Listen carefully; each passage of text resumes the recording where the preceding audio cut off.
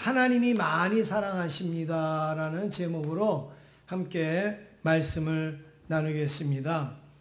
오늘 이렇게 여러분들이 오셨는데 오늘 이 시간이 되기까지 간절히 기도하며 마음을 졸이신 가족들이 있었고 그리고 친구가 있었고 성도들이 계셨습니다. 그래서 여러분들이 이 자리에 오실 수 있었고 또 우리가 환영하는 것입니다. 그런데 우리 가족들도 있고 친구들도 있지만 더 많이 기다리신 분이 계신데 바로 하나님이 여러분들을 기다리셨습니다. 여러분이 이 자리에 오기까지 하나님께서 여러 사람을 통하여서 여러 방법을 통해서 여러 마음과 상황을 통해서 이렇게 부르셨다가 오늘 이 자리에 여러분들이 오셨습니다.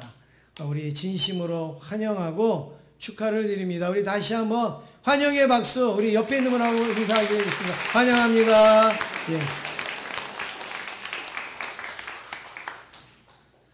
성경에 보면 이스라엘이여 너는 행복한 사람이로다. 여호와의 구원을 너같이 얻은 백성이 누구냐 이렇게 말씀하는 말씀이 있습니다. 하나님을 믿고 구원을 얻은 분이 제일 행복한 사람입니다. 할렐루야. 예, 저는 그렇게 믿습니다. 돈 많이 번 사람도 편리하겠지만 행복하다고 말할 수 없어요. 권력을 많이 가진 사람도 뭐 권력은 가졌을지라도 행복하다고 말할 수 없어요. 그런데 누가 행복하느냐? 예수 믿고 구원받은 사람. 예수 믿고 죽어서 천국 가는 사람. 예, 제가 여러분들에게 예언 하나 할게요. 갑자기 무슨 예언인가? 여러분들은 조금만 있으면 다 돌아가십니다. 예. 아멘은 하시기 싫죠? 예, 그래도 어쩔 수 없습니다. 조금만 있으면 다 돌아가십니다. 순서의 차이가 있을 뿐이지 다 돌아가십니다. 그런데 누가 행복하느냐? 예수 믿고 돌아가시면서 천국 가시는 분이 제일 행복한 거예요. 그걸 우리가 믿어야 되는 거죠. 어떤 분은 그런 얘기합니다. 목사님, 천국이 있는지 없는지 가보셨어요? 그렇게 이야기하시는 분이 계십니다. 그러면 저는 이렇게 대답합니다. 저는 안 가봤습니다. 그러나 저는 분명히 믿습니다. 그렇지만 여러분이 안 갔다 와서 모르시겠다면 여러분 안 간 거 기왕 믿어갖고 우리가 죽어서 천국 간다 그러면 수지 맞는 거 아닙니까? 예, 근데 천국이 있는데도 내가 안 봤다고 안 믿어서 천국 못 가면 여러분 손해보는 거 아니겠어요? 예. 그러니까 여러분 예수 믿으면 믿져야 번전인 거예요. 믿져야 번전. 그리고 오히려 믿지 않고 수지로 받을 수 있고 축복을 누릴 수 있다라는 말씀입니다.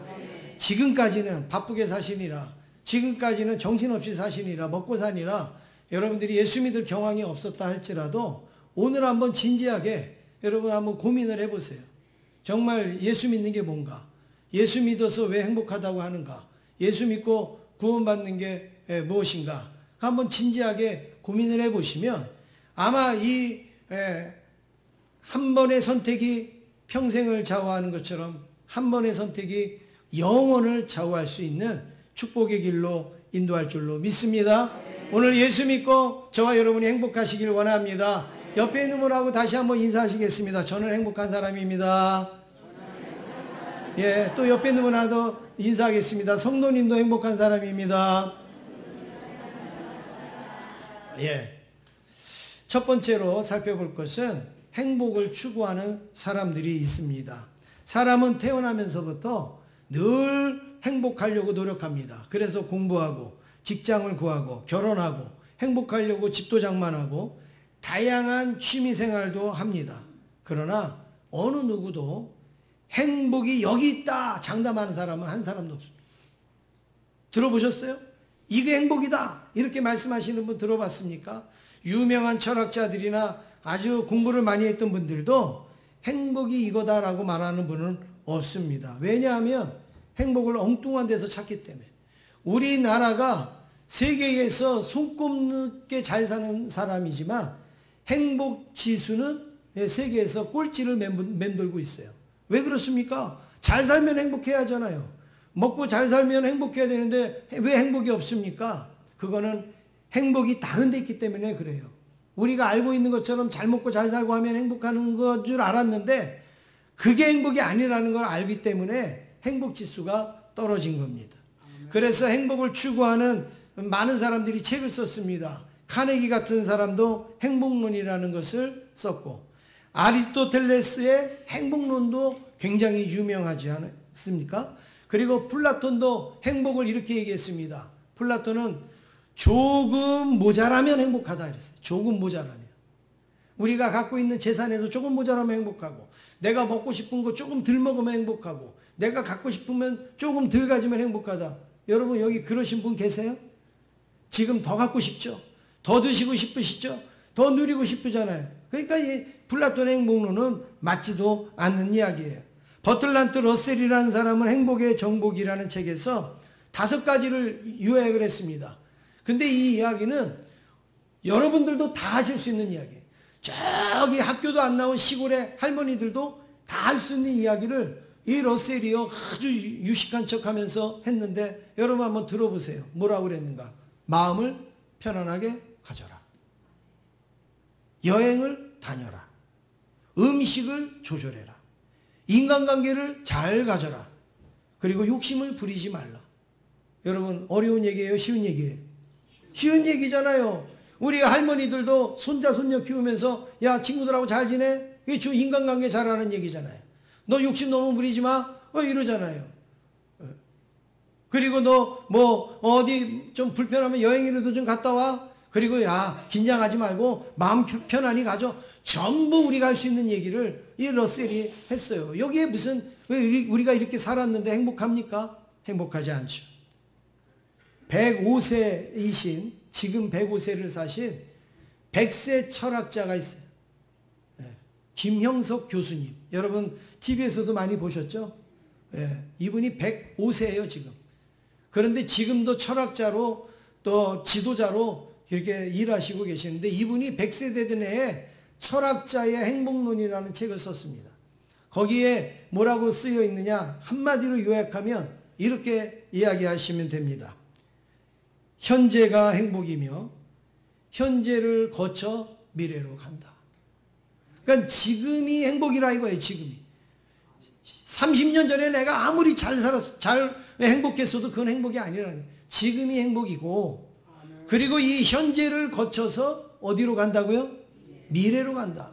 제가 볼 때 제일 성경적으로 표현하신 그런 말씀이 아닌가 생각이 하는데 성경은 행복을 뭐라고 말을 하는가? 성경에서는 행복을 약 500번 이상 언급을 하고 있습니다. 500번 이상 언급을 해요. 그러니까 성경이요 행복의 교과서예요. 교과서.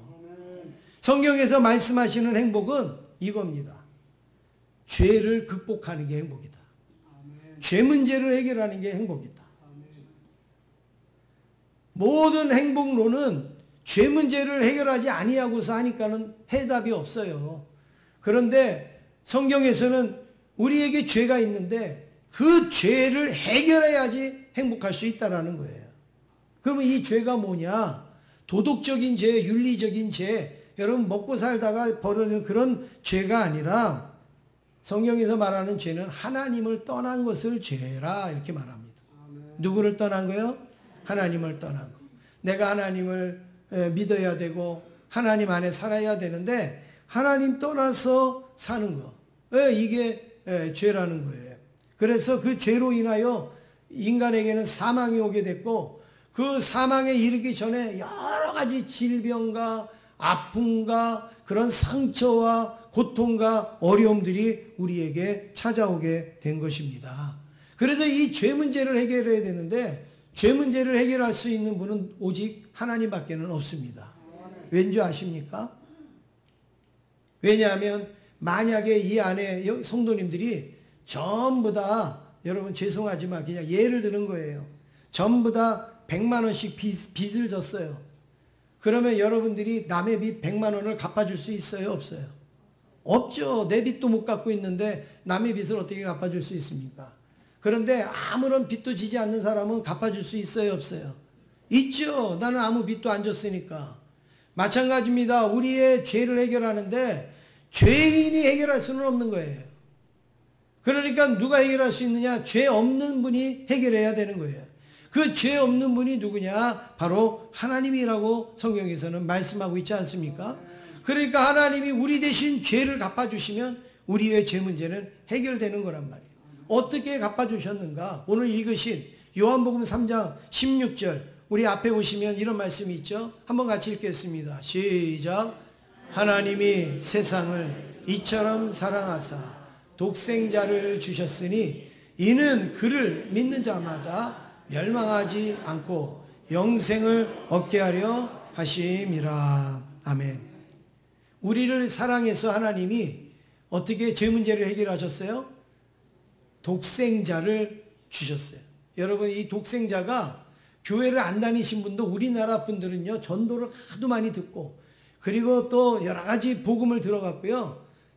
이거 교회 안 다니신 분도 다 알아요. 하나님의 독생자가 누굽니까? 거 봐요. 다 아시잖아요. 그러니까 여러분들은 이미 벌써 하나님의 사랑을 받고 있고 지금 하나님의 구원을 이미 누리고 계신지도 몰라요. 벌써 이걸 다 알고 있잖아요. 이거 한마디를 몰라갖고 죽어가는 사람들이 세상에 너무너무 많은데 우리는 다 알아요. 하나님이 독생자, 죄 없는 독생자 예수님을 우리 대신 십자가에 죽게 해서 그 예수님이 나를 위해서 죽었구나라고 믿기만 하면 그 사람은 죄 문제가 해결된다라는 거예요. 그 사람은 구원을 받는다라는 거예요. 얼마나 쉽습니까? 세상에 여러분 이거보다 쉬운 거 있어요? 내가 죽어야 되는 것도 아니고 내가 무슨 탑을 쌓아야 되는 것도 아니고 예수님이 나를 위해서 십자가 죽으셨다라는 것을 믿기만 하면 된다는데 여러분 이거보다 더 쉬운 일이 어딨냐 말이에요. 이거보다. 그래서 여러분 이것을 믿는 사람에게 구원을 주셨기 때문에 사도 바울은 우리에게 뭐라고 얘기하냐? 주 예수를 믿으라. 그리하면 너와 네 집이 구원을 얻으리라. 할렐루야. 여러분 그렇습니다. 믿으면 되는 거예요. 믿으면 우리가 구원을 받을 수 있는데 어떤 분은 그래요. 믿는 게 쉬워요. 믿음이 뭐 말대로 이렇게 잘 돼요. 그렇지만 제가 아주 쉽다라는 걸 말씀을 드릴게요. 어린아이들이 태어납니다. 태어나갖고 엄마, 아빠 이렇게 부릅니다. 그런데 그 아이들이 엄마가 왜 엄마인지 알고 부릅니까? 대답해 보세요. 예, 아빠가 왜 아빠인지 알고 부릅니까? 모르고 하나도 모르고 불러요. 그런데 하루 이틀 같이 밥을 먹고 같이 잠을 자고 같이 생활을 하고 살다가 보면 왜 엄마인지 아빠인지를 알게 되는 거예요. 그렇죠? 얼굴도 비슷한 것 같고 그리고 또 호족에도 보니까 엄마 아빠로 돼 있고 그리고 뭐 여러 가지 이야기를 듣고 하면 엄마구나 아빠구나 이게 확 알게 되지 않습니까? 우리가 예수 믿는 것도 처음에는 예수님이 뭔지 하나님이 뭔지 그냥 부르기는 부르지만 우리는 몰라요. 잘 몰라요. 그런데 한 주, 두 주, 한 번, 두 번 예배를 드리고 하나님 앞에 나오고 말씀을 듣고 하다가 보면 우리가 어린아이가 크면 엄마 아빠를 자연스럽게 아는 것처럼 하나님을 자연스럽게 알게 되는 거예요. 예수님을 자연스럽게 알게 되는 거예요. 나는 예수님을 몰라가지고 나는 교회 나오기 힘들어요. 말이 그게 안 맞는 말이란 말이에요. 어린아이가 나는 엄마 아빠가 누군지 모르니까 나는 못 불러요. 이렇게 말하지 않잖아요. 마찬가지입니다. 저도 마찬가지고 여러분도 처음부터 알고 믿는 사람은 하나도 없어요. 믿으면 하나님께서 지혜를 주시고 은혜를 주셔서 우리가 하나님이 누군지를 알게 되어지고 고백하게 된다는 말입니다. 그러면 그 내가 하나님을 믿음으로 행복을 얻게 되고 행복을 누릴 수 있는 것입니다. 할렐루야. 여러분 그렇습니다. 우리는 누구만 믿으면 돼요? 예수님 믿으면 돼요. 예수님의 뭘 믿으면 돼요? 우리를 위하여서 우리의 죄를 대속하기 위해서 십자가에 죽으셨다. 이거를 믿으면 돼요. 우리 보고 십자가에 죽어라 그러면 못하겠죠. 근데 주님이 죽으신 거를 믿으라고 그러는데 그거를 못 믿는 것은 여러분 얼마나 어리석습니까? 우리 정장하 장로님 우리 지인분들, 어르신분들, 제가 이렇게 딱 보면 꼭 어디 동네의 마을 회장님 같이 딱 생기신 분들이 여기 부녀회 회장님 같은 분들이 쫙 이렇게 오셨는데, 이렇게 장로님이 정말로 친구들을 또 지인들을 사랑하셔서 이렇게 초청을 하셨단 말이에요. 그래서 그 간절함이 너무 귀해서 오늘 오신 거죠. 지난번에도 한번 오셨죠. 저랑 같이 보신탕 드셨죠. 근데 그동안 왜 안 오셨어요? 왜 못 오셨어요? 사실 오늘 이렇게 나오실 수 있으면 다음에도 나오실 수 있는 거예요. 우리가 마음만 있으면 나오실 수 있는 거예요. 그렇게 힘든가요? 그렇게 힘들지 않잖아요. 세상에 어떤 것보다도 여러분 이게 더 쉬운 거죠. 어떤 거 하나 하려고 하면 얼마나 어렵습니까? 돈도 많이 들고 또 여러 가지 시간도 많이 드는데, 교회에 1시간 나오시는 거 여러분, 그거요. 정장하 장로님만 생각하면 얼마든지 나오실 수 있어요. 나를 인도하신 분만 생각하면 얼마든지 나오실 수 있어요. 근데 그렇게 하면 어떻게 해요? 우리가 행복해질 수 있다는 거예요. 지금은 피부적으로 와닿지 않을지라도 어때요? 차차 알게 되는 거죠. 그러면 우리 장로님이 고맙게 여겨지고 감사하게 여겨질 날이 올 줄로 믿습니다. 두 번째로, 예수 믿으면 마음의 평안이 찾아옵니다. 잠언 15장 13절 보시면 같이 한번 읽어보시겠습니다. 시작. 마음의 즐거움은 얼굴을 빛나게 하여도 마음의 근심은 심령을 상하게 하느니라. 여러분 이 말이 맞아요? 틀려요? 맞죠? 마음이 즐거우면 뭐가 빛나요? 얼굴이 확 빛나요. 그런데 우리가 근심이 있으면 우리의 심령이 상해요. 그래서 우리가 잘 모르면서도 누굴 보면 왜 얼굴이 왜 그래? 무슨 일이 있었어? 그리고 아니 왜 무슨 좋은 일이 있었어? 우리 막 이러잖아요. 그게 왜 그러냐면 우리의 마음에 근심과 상함이 있으면 얼굴에 나타나는 거예요. 얼굴에 나타나는 거예요. 그래서 기쁜 일이 있으면 얼굴에 그게 쓰여져 있는 것이죠. 마찬가지입니다. 예수를 믿으면 마음에 평안이 옵니다. 왜 오는지 아십니까? 요한복음 14장 27절 한번 같이 읽어보시겠습니다. 시작.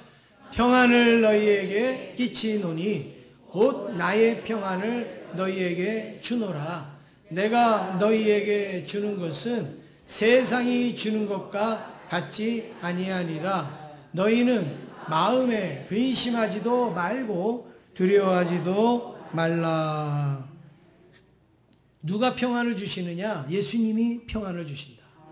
누구에게요? 예수 믿는 사람에게, 구원을 받은 사람에게 평안을 주시는데, 그 평안은 여러분 이런 거 아니에요. 우리가 병문안 가갖고 뭐라 그럽니까?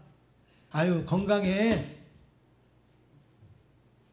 근심하는 사람 앞에 뭐라 그래요? 아유 걱정하지 마. 여러분 그게 해결이 돼요? 아픈 사람한테 건강한 그 사람은 아프고 싶어서 아픕니까? 걱정하는 사람은 걱정하고 싶어서 걱정합니까? 아니잖아요. 우리 사람은 말은 야 마음 편안하게 가져, 걱정하지 마, 뭐 건강해 하지만 아무런 해답도 안 되고 가고 나면은 남는 건 봉투밖에 없는 거예요.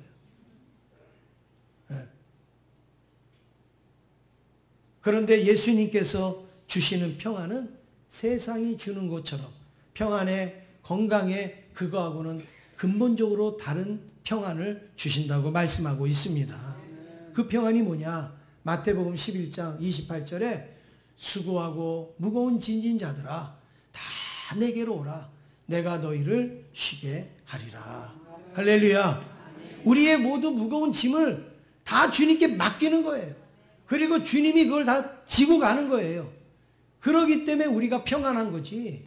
내가 짐을 지고 있으면서 어떻게 평안합니까? 내가 그 짐을 지고 가면서 어떻게 힘을 낼 수가 있습니까? 제가 한 5, 6년 전에 그 교회에서 이스라엘로 성지순례 간 적이 있어요. 그때 성지순례를 갈 때 한 50명이 갔는데 50명이 그 여행 경비로 쓰는 돈이 한 사람 앞에 40만 원씩인가 이랬어요. 그러니까 그거를 가지고 가서 거기서 뭐 사 먹기도 하고 뭐 입장료 내기도 하고 뭐 이런 거 해야 되잖아요. 그래서 40만 원씩 다 50명이 걷었어요. 그 얼마죠? 2천만 원. 2천만 원인데 뭐 여기서 뭐 이것저것 뭐 이렇게 제하니까 한 6, 700만 원 됐는데 그걸 누가 맡았느냐? 제가 맡았어요. 그래갖고 그거를 돈을 환전을 하고 해가지고 제가 가방 딱 해가지고 메고 그리고 갔어요. 그래서 이제 이렇게 하는데 하루는 그 이스라엘에 가서 막 여행을 하는데 막 그 현지인들이요, 장사하는 사람들이 막 수십 명이 몰려와요. 여러분 가면 그러잖아요. 그래갖고 쫙 펼치면은 이렇게 사진 이렇게 쭉 연결해 놓은 엽서 있잖아요. 막 이런 거 흔들면서 이거 사라고 여기에 뭐 예수님 저기 무덤도 있고 뭐도 있고 뭐 막 이렇게 사라고 막 여러 명이 와서 그래요. 그럼 어떻게 사람들이 안 산다고 막 이러잖아요. 그런데 저도 안 산다고 막 이러고 있는데 이상해가지고 이렇게 내려다 보니까 이 가방에 손이 와 있는 거예요. 가방에 손이 와 있는 거예요. 그래갖고 제가 손을 탁 쳤어요. 그랬더니 막 한 서너 명이 갑자기 확 도망을 가는 거예요. 그러니까 같이 다 패요. 그 사람들이. 여기 보니까 이 지퍼가 한 반쯤 열렸어요. 한 1, 2초만 제가 늦게 쳐다봤으면 이미 빼갔겠죠. 막 이러는 사이에 손이 여기 보인 거예요. 그래갖고 아유 다행이다. 그리고서 이제 계속 이제 여행을 하는데요. 한 4, 5일 지났는데 막 온몸이 아픈 거예요. 온몸이 막 아프고 머리도 아프고 감기 들린 것 같고 몸살 난 것 같고 막 몸도 막 춥고 온몸이 막 아픈 거예요. 그래서 이상하다. 그래서 왜 그럴까? 그러고 있다가 제가 무슨 생각을 했냐면 이 가방을 메는 게 너무 힘든 거예요. 몸이 아프니까. 이것만 누가 좀 대신 맸으면 좀 내가 좀 덜 하겠는데 이게 너무 힘들어요. 그래서 제가 옆에 있는 분한테 우리 다 같이 간 교인이니까 내가 몸이 너무 안 좋으니까 오늘은 요 가방 좀 한번 좀 메고 다니시라고. 그리고서 제가 그 가방을 이렇게 옆에 있는 분한테 이렇게 드렸어요. 근데 여러분 신기한 일이 생겼습니다. 30분도 안 돼서 아픈 게 싹 가셨어요.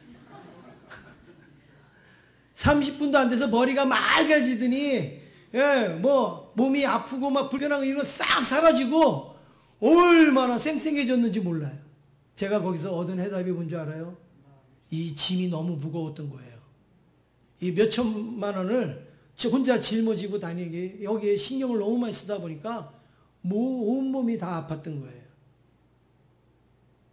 여러분 70년 80년 살아오는 동안 여러분들이 이 가방보다도 더 큰 무거운 짐을 여러분 지고 오시지 않았어요?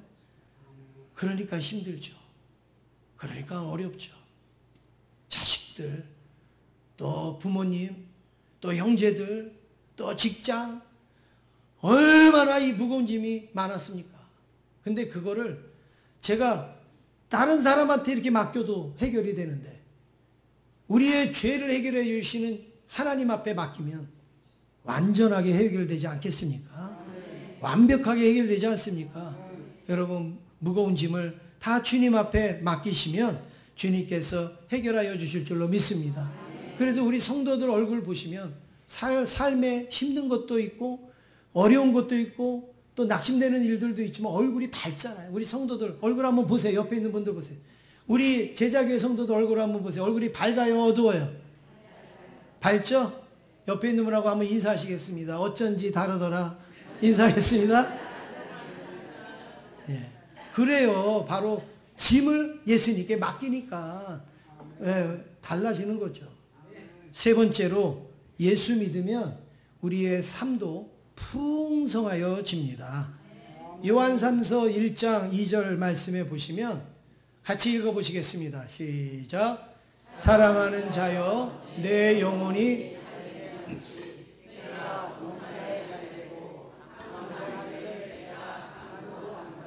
아멘.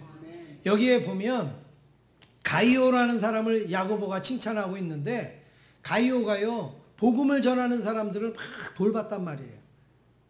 그래가지고 그 사람들이 전부 다 야고보한테 아유 그 가이오가요 우리에게 밥도 줬어요. 가이오가요 우리를 돌봐줬어요. 그래서 너무너무 우리가 잘할 수 있었어요. 이 얘기를 들으니까 야고보가 너무 감사해서 지금 가이오에게 칭찬하는 거예요. 너 영혼이 너무 잘 됐구나. 너 영혼이 너무나 잘 됐구나. 근데 영혼이 잘 되기만 한 게 아니라 뭐도 잘 되느냐? 범사에도 잘 될 거로 간구한다. 강건하기를 내가 간구한다. 이렇게 야고보가 이야기를 하고 있습니다. 여러분 그렇습니다. 영혼이 잘 되면요. 우리의 육체가 잘 되는 것도 당연한 거겠죠. 윗물이 맑으면 아랫물도 맑은 것처럼 내 영혼이 맑으면 우리의 심령도 우리의 삶도 풍성하여 지는 겁니다. 여러분들이 잘 이해하실 수 있는 그 내용으로 제가 한번 말씀을 드려보면 다 여러분들이 주역이신데 우리나라를 하나로 예를 들어보겠습니다. 여러분 우리나라는 70년 전에 세계에서 가장 못 사는 나라였어요. 그런데 일제 식민지 때에 민족운동을 일으킨 민족 대표 몇 명이 있었어요. 33명이 있었어요. 민족 대표 33명 중에 기독교인이 몇 명인 줄 아세요? 16명. 16명. 그 당시에 예수 믿는 사람은요, 지금보다도 훨씬 소수였습니다. 예수 믿는 사람은 많지 않았습니다. 그 당시에. 초창기니까. 그런데 민족 대표 33인 중에, 나라를 건지는 33인 중에 16명이 기독교인이라는 것은 여러분, 교회가 나라와 민족을 위해서 얼마나 애쓴다라는 걸 잘 보여주지 않습니까? 그리고 대부분 나라와 민족을 위해서 순교한 분들이요, 목사님, 성도들이에요.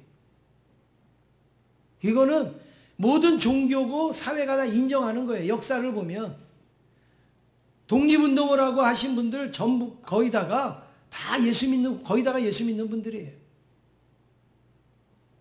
그래서 우리가 이렇게 자유함을 얻었는데 6.25 전쟁 때 낙동강에 이제 방어선을 치고 이제 배수진을 치고 이제 싸울 때에 저 부산에서 이북에서 내려온 그 피난민들이 부산에 전부 다 모여가지고 뭐 했어요? 기도했어요. 하나님 앞에. 하나님, 저 낙동강 무너지면 우리나라 다 무너집니다. 그래서 목숨 걸고 막 기도를 할 때 메가더 장군을 통해서 인천 상륙작전을 감행해서 우리나라가 지금 이렇게 회복된 거 아닙니까? 그렇지 아니하면 지금 우리는 다 공산화돼서 지금 살고 있을 거 아닙니까? 바로 이렇게 하나님 앞에 한국 민족이 기도할 때에 빼앗겼던 주권도 없고 그리고 전쟁에서 질 상황에서도 역전을 시켜주시는 그런 은혜. 온 국민이 보릿고개 때 배 가난해서 굶주릴 때 여기 한번 보릿고개를 직접 경험해 보신 분 한번 손들어 보세요. 보릿고개를 직접 경험하신 분. 예, 이거밖에 안 되세요? 아까 일부 예배 때는 많이 드시던데. 보릿고개를 경험하신 분 손들어 보세요, 한번. 예. 예. 지금 그 보릿고개가 극복되신 분은 내려보세요. 아직도 그 보릿고개 사시는 분 한 분도 없죠? 이 보릿고개 때 여러분 교회에서 주는 우유, 교회에서 주는 밀가루, 교회에서 주시는 쌀, 교회에서 주시는 사탕, 초콜릿 이거 받아보시면 손들어 보세요. 이거 봐요. 내리세요. 예. 그 보릿고개 때 전부 다 우리를 먹여 살린 게 어디냐면 교회였어요. 예. 교회가 부자여서가 아니에요. 교회도 가난했고 힘들었지만 우리 국민들과 함께함으로 지내온 거예요. 그리고 88 올림픽 때나 그리고 2002년 월드컵 때 우리나라 경제가 아주 급성장했지 않습니까? 근데 이 급성장할 때 여러분 가장 우리나라에 두드러진 현상이 뭔지 알아요? 우리 한국교회가 가장 성장할 때가 이때예요. 그러니까 한국교회가 성장할 때 우리나라의 경제도 성장했다라는 것을 단적으로 보여주고 있습니다. 한국이 어려울 때에 우리 교회가 거기에서 일을 했고 한국이 가장 성장할 때 한국교회가 거기에서 가장 우뚝 세워졌는데 여러분 지금은요 세계에 나가면 한류 열풍이 불죠. 그래서 옛날에는 메이디안 USA 그러면 최고였고 재팬 이러면 최고였잖아요. 예. 그런데 요즘은 재팬은 언제 때만 그러는 줄 알아요? 볼펜 빌려주고 받을 때 그 제 펜인데요. 왜 이럴 때만 제 펜 써요. 다른 때는 제 펜 안 써요. 네. 요즘은 코리아라 이러면 제일 좋아해요. 제일 좋아해요. 뭐든지 한국을 닮고 싶어하고 한국을 좋아하고 여러분 그래요. 왜 그런지 아세요? 미국 다음으로 세계의 선교사를 제일 많이 파송한 나라가 대한민국입니다. 대한민국 선교사님은 어디에 가도 쫓겨나지를 않아요. 왜냐하면 다 친화력이 좋아요. 그래서 누구나가 다 좋아해요. 그런 것들이 열매가 되어져서 지금요, 한류 열풍, 마늘 냄새 난다고 싫어할 때가 몇십 년 전인데 지금은 김치 먹으려고 비행기 끊어갖고 오는 시대가 바로 이때 아니에요? 그거 왜 그런 줄 아세요? 선교사님들이 다 가서 김치 먹여주고 가서 밥 해주고 여러분 다 그런 것들이 지금 열매가 맺고 있는 것이란 말입니다. 예수 믿으면 천국 가는 것도 있지만 우리 범사에도 풍성하고 유익한 것이 있습니다. 우리 옆에 있는 분하고 인사하겠습니다. 예수 믿으면 참 좋습니다. 인사하겠습니다. 네. 마지막으로 한 가지만 더 말씀드리겠습니다. 예수 믿으면 죽음의 공포도 넘어갑니다. 여러분 죽음의 공포 무섭죠? 두려우시죠? 죽음이 안 두려우신 분 계세요? 네. 어떤 분들은 죽음이 나는 하나도 안 두렵다고 하는데 그래서 자살도 하고 하는데 자살하려고 가다가 미끄러질 때 이거 죽을 뻔했네 이런 데잖아요. 사람이 얼마나 그렇게 담대하겠어요? 우리나라에도 하루에 사망자가 1000명이래요. 하루에 지금 이 시간에 죽는 사람이 1000명. 자살로 죽는 사람이 37명. 전 세계에서 하루에 죽는 사람은 120만 명. 어마어마한 사람이 죽어가고 있습니다. 그리고 그 죽지 않으려고 얼마나 발버둥을 치고 노력을 하는지 모릅니다. 그런데 예수 믿으면 죽음의 공포도 넘어갑니다. 저는 예수 믿고 돌아가신 분, 예수 믿지 않고 돌아가신 분들 많은 분들의 장례를 치러보고 임종을 맞이해 봤는데 여러분 이거는요 어길 수 없는 거예요. 죽음을 두려워하고 돌아가신 분하고 죽음을 극복하고 돌아가신 분하고는 얼굴빛이 다릅니다. 요한복음 5장 24절 한번 같이 읽겠습니다. 시작. 내가 진실로 진실로 너희에게 이르노니 내 말을 듣고 또 나 보내신 이를 믿는 자는 영생을 얻었고 심판에 이르지 아니하나니 사망에서 생명으로 옮겼느니라. 아멘. 내 말을 듣고 나를 믿는 자는 영생을 얻었고 심판을 받지 않고 어디에서 어디로 옮겼어요? 사망에서 생명으로 옮겼느니라. 그러니까 우리가 다 사망에 이르러야 되는데 이제 사망을 하지만 죽지만 우리는 생명으로 옮겨진다. 영원한 그 천국으로 우리는 넘어갈 수 있다라고 말하고 있는 거죠. 그러니까 여러분 두려운 게 아니에요. 죽음이 다 무섭죠. 죽는 거. 그런데 죽음이 끝이면 두렵고 아쉽지만 죽음 이후에 영원한 세계가 있는데 뭐가 아쉽습니까? 뭐가 두렵습니까? 여러분 여행을 가면 재밌게 여행을 하시다가도 집에 돌아오기 하루 이틀 전쯤 되면 어디가 생각나요? 집이 생각나요. 빨리 집에 가고 싶다. 수백만 원 들여서 여행 가놓고 그리고 거기 가서 한다는 이야기가 뭐예요? 빨리 집에 가고 싶다. 그리고서 한국의 공항에 딱 도착하면 뭐라 그래요? 아이고, 이제 우리나라에 왔구나. 그리고 집에 와서 가방을 딱 내려놓으면 우리는 영락없이 뭐라고 얘기합니까? 봐요. 다 똑같이 얘기하잖아요. 집이 최고야.